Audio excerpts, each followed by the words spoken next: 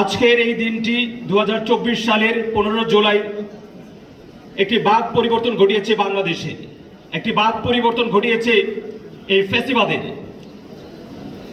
যখন 14 জুলাই 2024-এর তৎকালীন ফ্যাসিস্টের মহারানী শেখ হাসিনা চীন থেকে বাংলাদেশে আসে এবং এসে যখন সে বলে যে রাজাকারের নাতিপুতিরা বলা হয় যারা তখন সরকারি চাকরি দিতে চায় তাদেরকে, এটা তাদের ইতিহাস।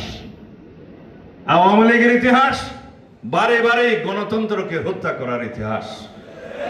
তাদের ইতিহাস রক্ষী বাহিনীকে দিয়ে 30,000 বাংলাদেশের স্বাধীনতাকামী মুক্তিযোদ্ধাদেরকে হত্যা করার ইতিহাস।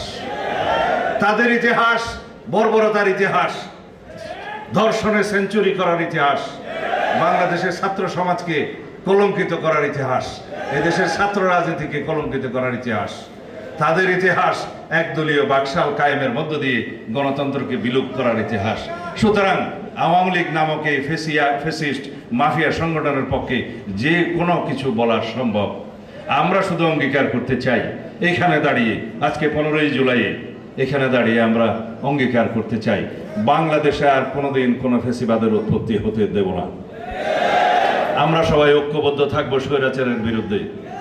আমরা গণতান্ত্রিকভাবে সাংবিধানিকভাবে এই দেশের রাষ্ট্র কাঠামো এমনভাবে সংশোধন করব যাতে বাংলাদেশে আর কোনোদিন ফ্যাসিবাদী শক্তির উত্থান না হয়, উৎপত্তি না হয়, উৎপাত না হয়।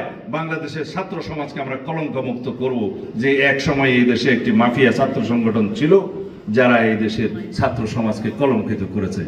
এই দেশের ছাত্র সমাজের ইতিহাস বড় উজ্জ্বল, রক্তে লেখা ইতিহাস, সেই ইতিহাসকে তারা কলঙ্কিত করেছে। সুতরাং বন্ধুগণ, সময় আর বেশি নাই।